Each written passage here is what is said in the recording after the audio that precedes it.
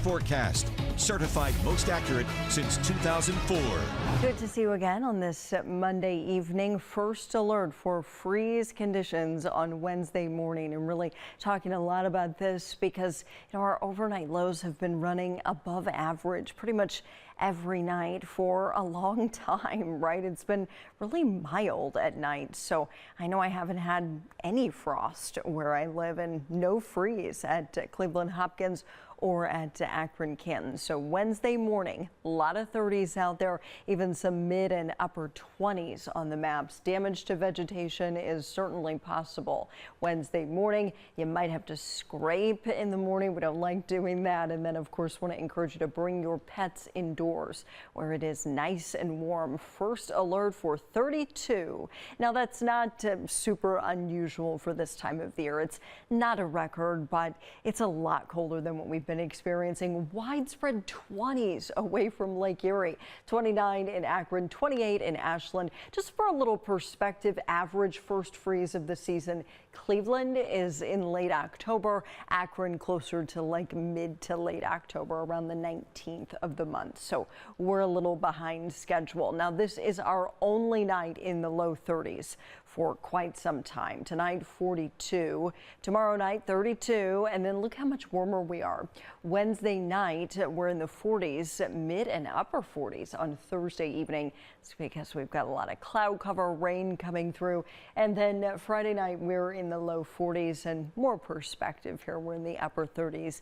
Typically this time of the year at night. Tonight, though, a little warmer than that, mostly cloudy, still windy tonight. Winds sustained 10 to 15 miles per hour out there. Isolated shower not out of the question tonight, but I think most of us will be fine. Tomorrow, upper 40s. We do not warm up much at all. Breezy, a lot of cloud cover to start the day, but as you're headed home in the afternoon, I have to say afternoon because early evening now it's dark, but if you're headed home in the afternoon or whatever your plans are second half of the day tomorrow, a lot of sun out there. Clouds thicken up again on Wednesday, and then your first alert for rain on Thursday. Rain, gusty winds. Not the best weather day. Looking ahead to the weekend, if you're already thinking about that on a Monday, the weekend looks good right now. The last several weekends we've had at least one day where it rained. That won't be the case this weekend, at least as things stand right now. A week from today, mid-50s with scattered showers. Notice that that Tuesday night low in the 30s is the coldest night, and then things get a little bit more tolerable in the evenings. All right, if you missed First Alert Focus tonight, we talked about something awesome going on in space. Meteorologist Kelly Dobeck showing us some great pictures of that. Hey there everyone, meteorologist Kelly Dobeck here, and I want to share with you this new image from NASA from their Hubble telescope of this galaxy that's got a lot of cool features. It's almost like a Where's Waldo game. I want to talk about why scientists specifically wanted this image of this galaxy. So there's its official name right there. It's about 49 million light years away from Earth. So let's talk about some of these features. We've got obviously the very bright shiny stars you see all over. All these areas of red that are shining, those are actually red hydrogen bubbles. In the middle of that, we also have a black hole. But what scientists really wanted to see was a supernova. What's a supernova? So when a star gets to the end of its life cycle, it basically explodes, and that's what a supernova is. It's a huge explosion.